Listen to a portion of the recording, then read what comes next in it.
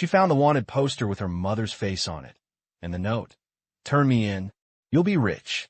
The wind in Copper Falls always carried more than dust.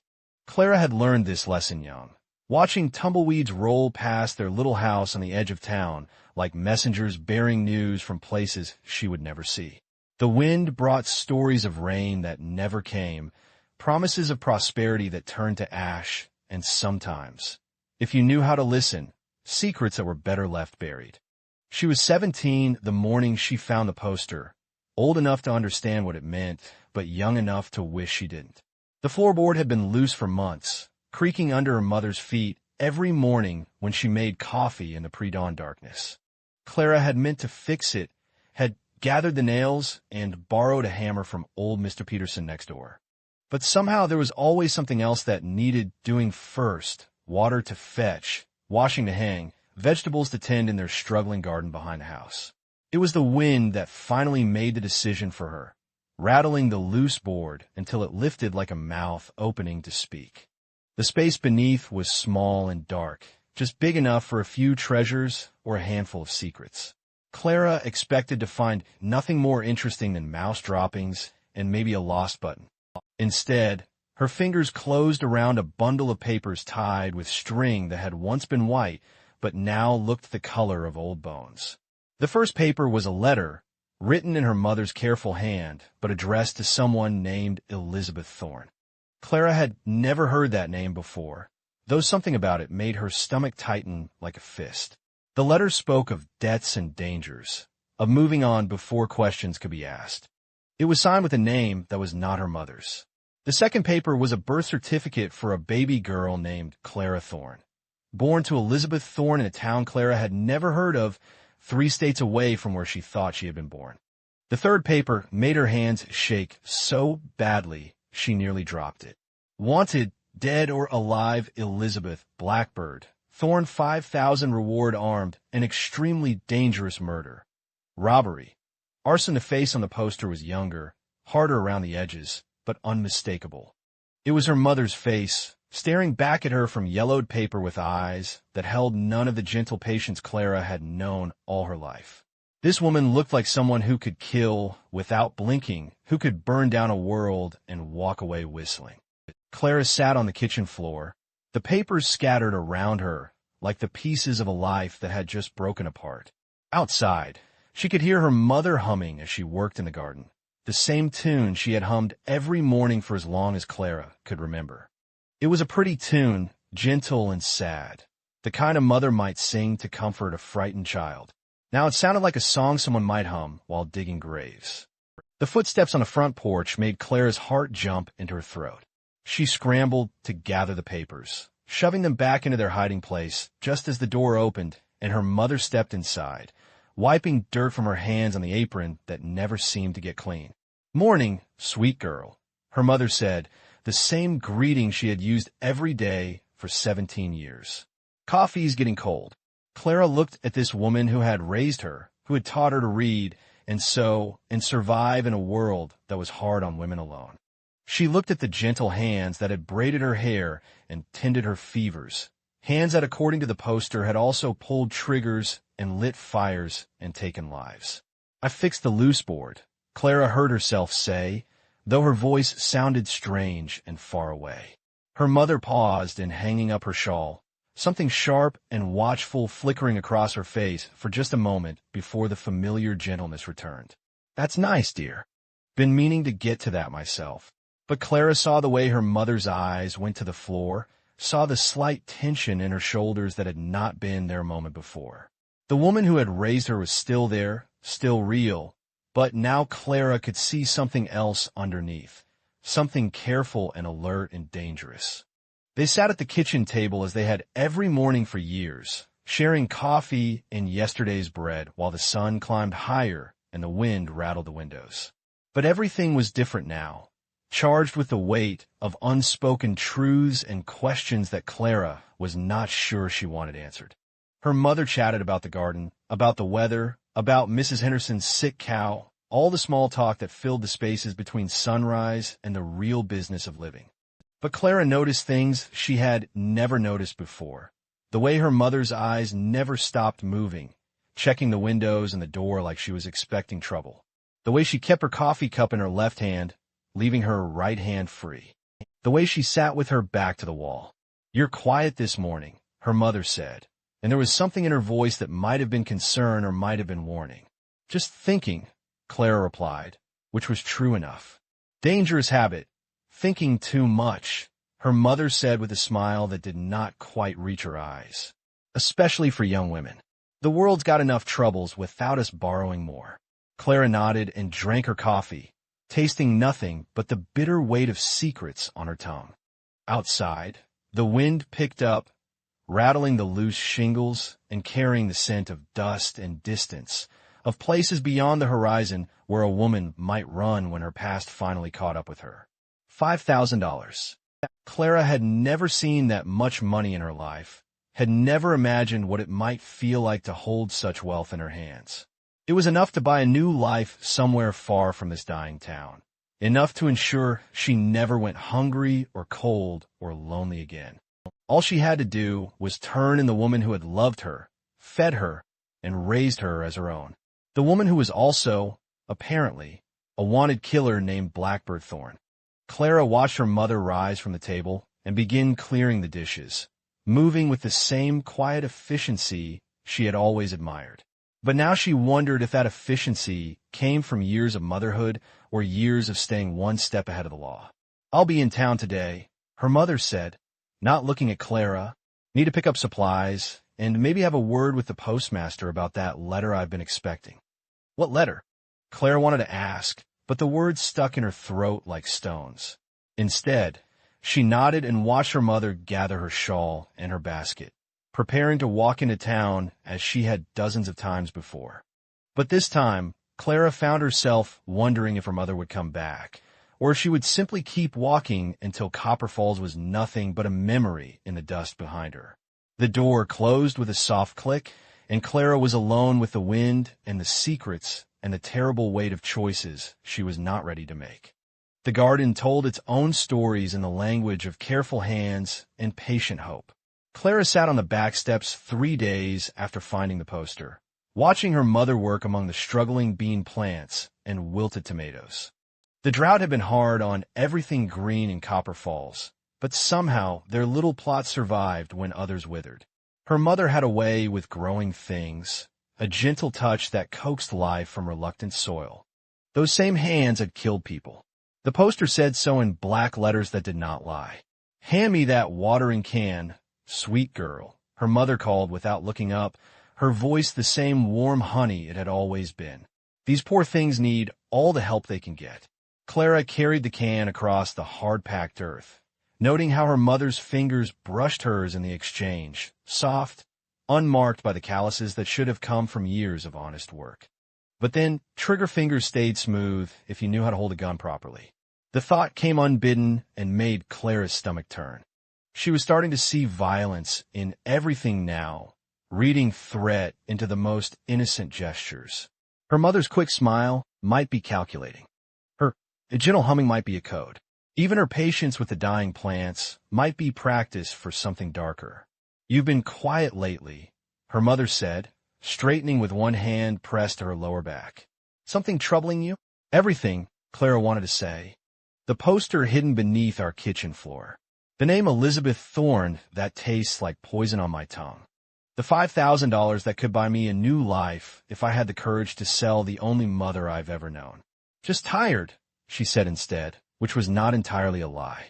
She had not slept well since finding the papers, startling awake at every creak of the house, every whisper of whine through the gaps in the walls. Her mother nodded as if this explanation satisfied her, but Clara caught the way her eyes lingered, searching for something deeper. Those eyes had always been kind, but now Clara wondered what else they had seen. What fires they had watched burn. What faces they had looked at down the barrel of a gun. "Why don't you go into town today?" her mother suggested, returning to her plants. "You could use some air," and Mrs. Patterson said she might have work for you at the general store. Work? Clara almost laughed at the word. Mrs. Patterson paid 50 cents for a full day of sweeping and stocking, barely enough to buy flour for a week. Meanwhile, $5,000 waited beneath their floorboards, attached to the face of the woman kneeling in the dirt 3 feet away. "Maybe later," Clara said, though she had no intention of leaving. Something was different about her mother today, a restless energy that made her movements quick and purposeful, like someone getting ready to run. The morning crawled by with the weight of unspoken truths pressing down like storm clouds that refused to break. Clara helped with the washing, hanging sheets that would be dry before noon in the relentless heat. She swept the front porch and mended a tear in her only good dress, all while watching her mother from the corner of her eye. It was near noon when the stranger came. Clara saw him first, a dark speck on the horizon that slowly resolved into a man on horseback, moving with the unhurried pace of someone who had all the time in the world. But there was something purposeful in his approach, something that made the hair on Clara's neck stand on end. Her mother was hanging laundry when she spotted him, and Clara watched her go very still. Not the stillness of surprise, but the frozen alertness of a rabbit that had just caught scent of a wolf. "Clara," her mother said, her voice carefully calm, "go inside and start lunch. Use the good plates." The good plates. They only had 4 dishes that weren't chipped or cracked, save for special occasions that rarely came. Clara had never heard her mother use that particular tone before, gentle but unyielding, like velvet stretched over steel. But now, sweet girl, Clara went, but she did not start lunch. Instead, she positioned herself by the kitchen window where she could see and hear everything. The stranger was close enough now that she could make out details. A tall man in a dark coat, sitting his horse like someone accustomed to long rides in hard country. He wore his gun low and loose, the way men did when they expected to use it. Her mother walked out to meet him, wiping her hands on her apron with movements that seemed casual but somehow weren't. She stopped about 20 feet from where he sat his horse, close enough to be polite, far enough to run if she had to.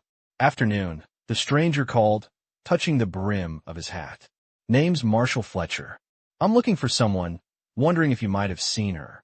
"A lot of folks pass through," her mother replied, shading her eyes with one hand. "Can't say I remember them all." Fletcher reached into his coat and pulled out a folded paper. Even from the window, Clara knew what it was. The same poster that had shattered her world 3 days ago, now in the hands of someone who might actually collect the reward. "Elizabeth Thorne," Fletcher said, unfolding the paper. "Goes by Blackbird. Wanted for murder, among other things. $5,000 bounty." Clara's mother looked at the poster for a long moment, and Clara held her breath, waiting to see what would happen when a woman looked at her own face on a wanted notice. "Pretty woman," her mother said finally, "but I can't say she looks familiar. You might try the saloon in town. Jameson knows everyone who comes and goes." Fletcher studied her for another moment, his eyes sharp and measuring. Clara could see him comparing the face before him to the one on the poster, looking for similarities that might make him rich. "You live here alone?" he asked. "With my daughter. She's inside making lunch. Would you care to join us? It's not much, but you're welcome to it." The offer was made with perfect politeness, but Clara could hear the tremor underneath. Her mother was afraid, trying to hide it behind the mask of frontier hospitality that all women learned to wear when dangerous men came calling. "Kind of you, but I'll be moving on," Fletcher said, folding the poster and tucking it away. "If you do see this woman, there's good money in it. More than most folks around here see in a lifetime." "I'll keep that in mind," her mother said. Fletcher touched his hat again and turned his horse back toward the road. But before he rode away, he looked back once more, his gaze lingering on her mother's face with the intensity of a man trying to solve a puzzle. Clara watched until he disappeared into the heat shimmer, then ran outside to where her mother still stood, staring down the empty road. "Mama," she said, and the word felt strange on her tongue now that she knew it might be a lie. Her mother turned, and for just a moment, Clara saw something wild and desperate in her eyes. Then the familiar gentleness returned, like curtains being drawn across a window. "Just a traveler looking for someone," her mother said. "Nothing to worry about." But Clara could see the way her hands shook as she smoothed her apron, could hear the careful control in her voice. This was what fear looked like when it wore a mother's face. That night, Clara lay in her narrow bed and listened to her mother moving around the house. Not the usual evening sounds of banking the fire and checking the locks, but something more purposeful. The soft sound of drawers being opened, the whisper of clothes being folded, the creak of floorboards as someone packed their life into a bag small enough to carry. Through her thin wall, she could hear her mother crying, quiet, careful sobs that spoke of a woman who had learned to grieve in silence. Clara pressed her face into her pillow and wondered if $5,000 was enough to buy forgiveness for what she was considering. Whether the stranger who had raised her deserved salvation or justice. Whether love was enough to outweigh survival in a world that offered little mercy to anyone, but especially to women with nowhere else to run. Outside her window, the wind picked up again, carrying the scent of dust and distance and the promise of choices that could not be undone. The ravens came at dawn, black shapes against the pale sky that settled on the fence posts like omens waiting to be read. Clara counted 7 of them through the kitchen window, their dark eyes fixed on the house with the patient intensity of creatures that knew how to wait for death. She had always hated ravens. They were too smart, too knowing, like they could see through the lies that people told themselves to sleep at night. Her mother stood at the stove, making coffee with movements that were too careful, too controlled. She had not slept. Clara could tell by the shadows under her eyes and the way her hands trembled just slightly as she poured the water. The small carpet bag by the door told the rest of the story. "You're leaving," Clara said, though it was not really a question. Her mother's shoulders stiffened, but she did not turn around. "What makes you say that?" "The bag. The way you've been looking at the road all morning. The fact that you haven't eaten anything in 2 days." Finally, her mother turned, and Clara saw something she had never seen before in those familiar eyes: defeat.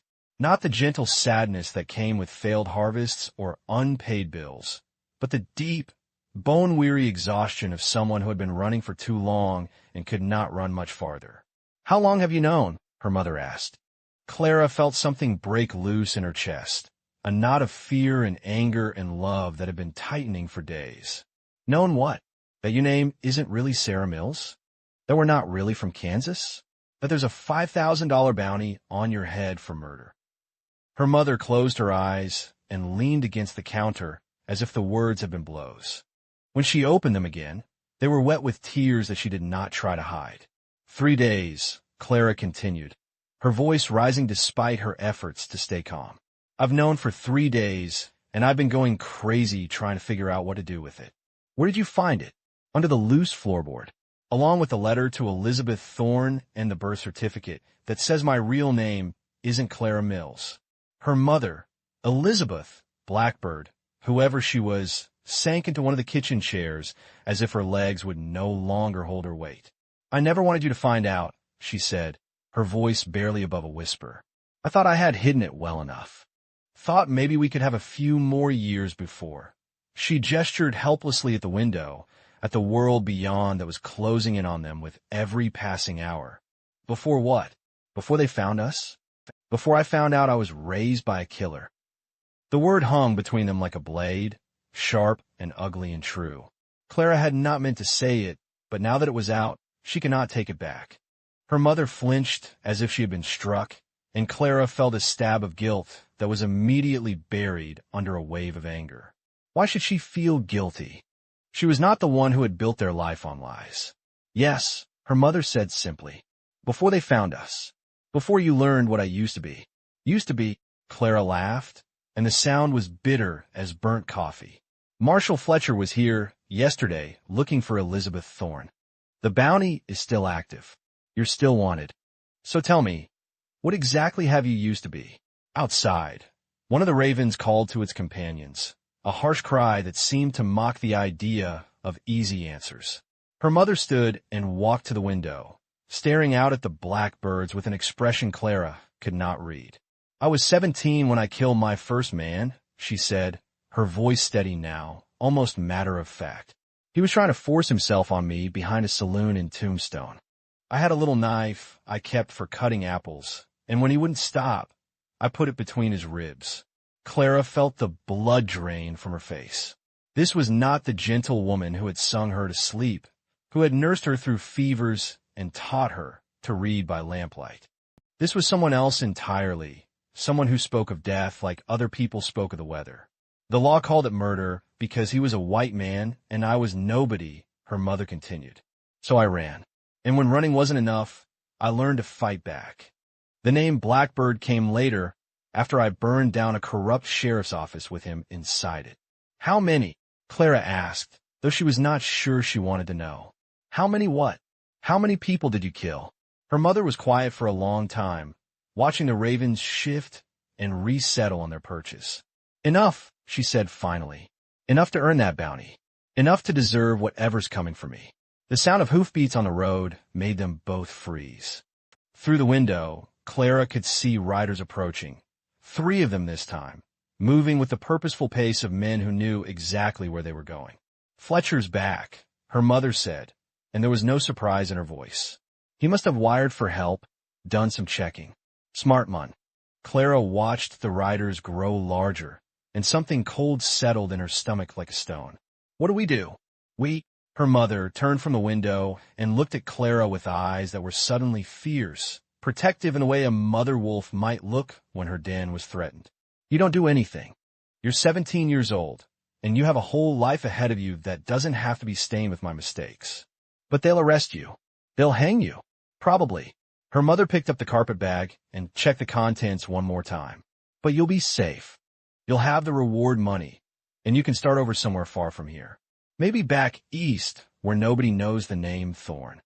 The riders were close enough now that Clara could see their faces, Fletcher and 2 other men, all wearing badges that caught the morning light like small suns. All armed, all ready to collect $5,000 in blood money.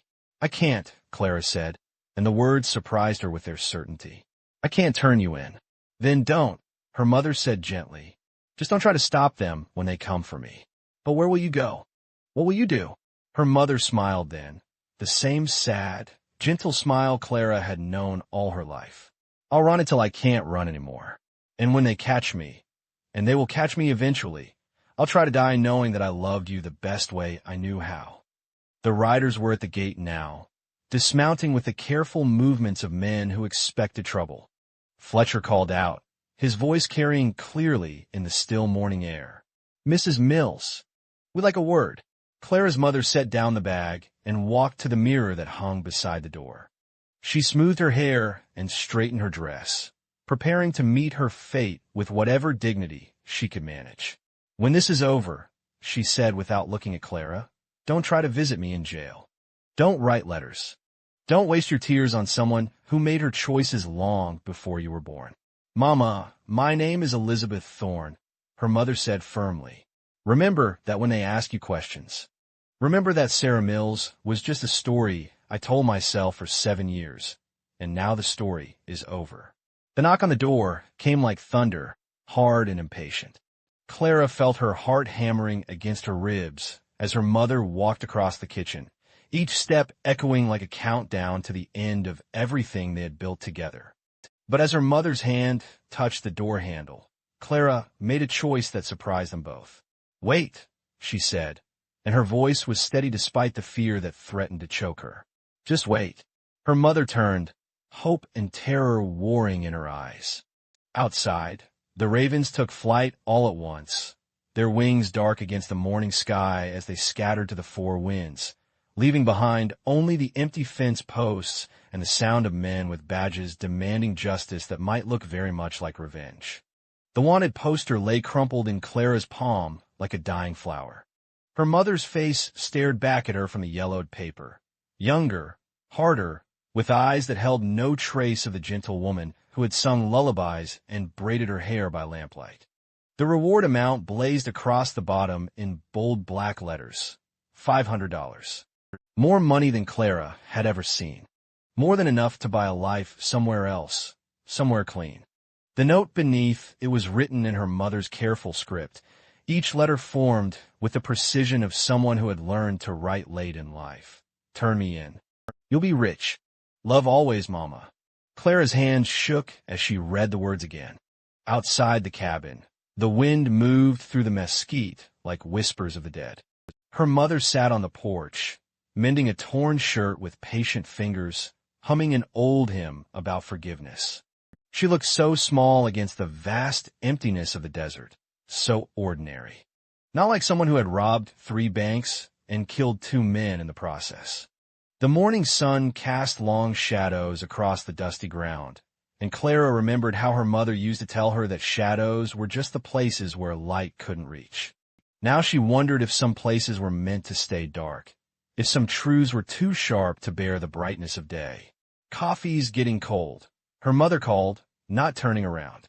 Her voice carried the same warmth it always had, the same gentle care that had nursed Clara through fever and heartbreak, and all the small sorrows of growing up without a father. Clara folded the poster and note, tucking them into her dress pocket. She walked outside, her bare feet silent on the wooden boards. The coffee cup felt heavy in her hands, heavier than it should have been, like everything else since she'd found those papers hidden beneath her mother's Bible. "You didn't sleep well," her mother said, finally looking up from her sewing. Her eyes were the color of sage and morning light, soft and knowing. They were nothing like the cold, desperate eyes in the poster. "Bad dreams," Clara lied, settling into the chair beside her. The coffee tasted bitter, like dust and regret. They sat in silence for a while, watching the desert stretch endlessly toward the horizon. A hawk circled overhead, riding the thermals with patient grace. Her mother had always loved watching birds, said they reminded her that freedom was possible, even in a cage. "I ever tell you about the first time I held you?" her mother asked suddenly, her needle pausing mid-stitch. Clara shook her head, though she'd heard the story a dozen times before. Today, she needed to hear it again. "You were so small, so perfect. Your daddy wasn't there. He was already gone by then. Just you and me and old Doc Peterson in that little room above the saloon. I looked at your face, and I thought, here's someone worth being good for. Here's my chance to start over." Her mother's voice grew soft, distant. "I promised you right then and there that I'd never let the old me touch the new life we were building." The words hit Clara like stones in her chest. She thought about the poster, about the dates of the crimes. All of them after Clara was born. All of them breaking that promise. "What?" Clara whispered, the word falling from her lips before she could stop it. Her mother's hands stilled completely. She looked at Clara with those sage-green eyes, and for a moment, Clara saw the woman from the poster looking back, cornered, dangerous, afraid. "Why, what, honey?" Clara pulled out the poster and note, her hands trembling like leaves in a storm. She set them on the small table between their chairs, the paper rustling in the desert wind. Her mother stared at them for a long time. When she finally spoke, her voice was barely audible above the sound of her own breathing. "How long have you known?" 3 days, Clara said. "I found them when I was looking for your medicine." Her mother nodded slowly, as if she'd been expecting this moment for years. Maybe she had been. "The consumption," her mother said finally, "started getting bad when you were about 6. Doc said I had maybe 2 years, 3 if I was careful. But careful don't pay for medicine. Careful don't put food on the table or keep the roof from falling in." She picked up the poster, her fingers tracing the edges like she was touching something sacred and terrible. "I tried other ways first. Took in washing, sold everything we had. But it wasn't enough. It's never enough when you're poor and sick and trying to raise a child alone." Clara felt tears burning behind her eyes, but she held them back. "So you became an outlaw." "I became desperate," her mother corrected. "There's a difference, though I suppose it don't matter much to the law." The hawk overhead cried out, a sharp sound that cut through the morning stillness. Clara watched it circle, searching for something in the endless expanse below. "Did you really kill those men?" Her mother's silence stretched between them like a rope pulled tight. When she finally answered, her voice was hollow, empty of everything except truth. "The first one was trying to be a hero. Drew his gun when I told everyone to stay calm. I didn't mean for it to happen, but my hand was shaking and the gun went off." She closed her eyes. "The second one was a sheriff's deputy. He came after me in Tucson. It was him or me, and I chose me. I chose coming home to you." Clara stared at her hands, at the coffee growing cold in her cup. Everything she had believed about her life, about her mother, about who they were, it was all built on blood money and lies. "The note," Clara said. "Why?" "Because I love you more than I love breathing," her mother said simply. "Because you deserve a life that isn't built on what I've done. Because $500 can take you anywhere you want to go, give you anything you want to be." She reached over and touched Clara's hand. "Because some loves are too big to be selfish." The sun climbed higher, and the shadows began to shrink. Soon there would be nowhere left to hide, no darkness left to shelter in. Clara thought about the town, about the sheriff who would come eventually, about the gallows that waited at the end of every outlaw's road.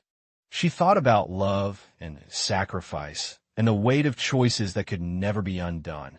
The wind picked up, stirring the dust around their feet like ashes from a fire that would never stop burning.